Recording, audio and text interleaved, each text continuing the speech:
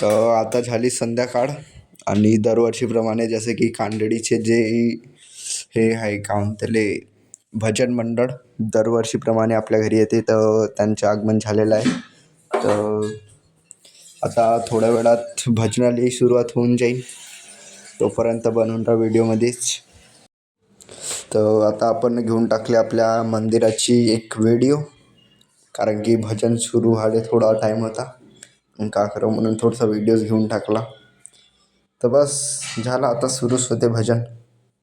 आता इकडं भजन मंडळ आपले आसन वगैरे ग्रहण करत आहे आणि हवन तर आपलं पेटूनच आहे. तर थंडीचे दिवस असल्यामुळे सर्व शांततेतच करावं लागते. इकडं आपलं साऊंड सिस्टम वगैरे फिट करून राहिले पप्पा, कारण की मग चालू भजनामध्ये काही खराबी वगैरे नाही आली पाहिजे म्हणून. तर चला आता ऐकूया आपण आपलं सुंदर असं भजन.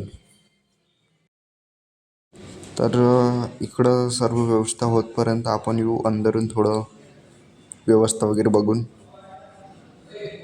म्हणजे कसं का सुरू आहे अंदर. तर अंदर आल्यावर इकडं आत्या वगैरे होती, चेतनाताईला घेऊन घेतलं व्हिडिओमध्ये. आणि इकडं होती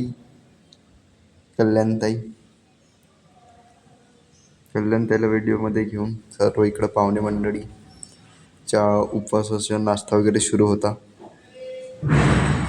तर थोडा आराम वगैरे सुरू होता बाकी त्यांच्या. तर थोडं सर्वांना घेऊन व्हिडिओमध्ये इकडं नाश्त्याची वगैरे, म्हणजे ज्यांना उपवास आहे त्याची व्यवस्था झालेली होती. आत्याने इथं भगर वगैरे तयार करून ठेवला होता उपवासवाल्यांसाठी. तर घरी कार्यक्रम असल्यावर सगळ्या गोष्टींवर लक्ष ठेवावं लागतं. तर सर्व उपवासाच रेडी आहे.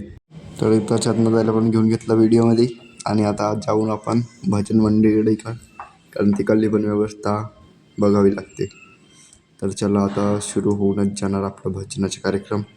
तर घरी कार्यक्रम असल्यावर आत्याला एवढी खुशी झाली, आत्याने एकदम डान्सच करणं सुरू करून दिलं. बापरे.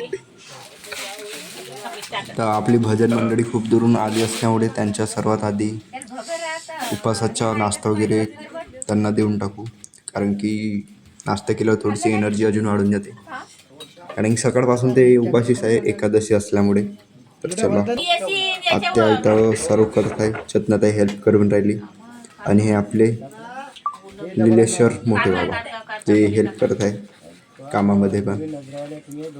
तर इथं सर्वांचा नाश्ता वगैरे देऊन सर्व होऊन जाते. तर आता वेळ येते भजन सुरू करण्याची. तर चला तुम्हाला ऐकवतो आता, आनंद घ्या तुम्ही भजनाचा.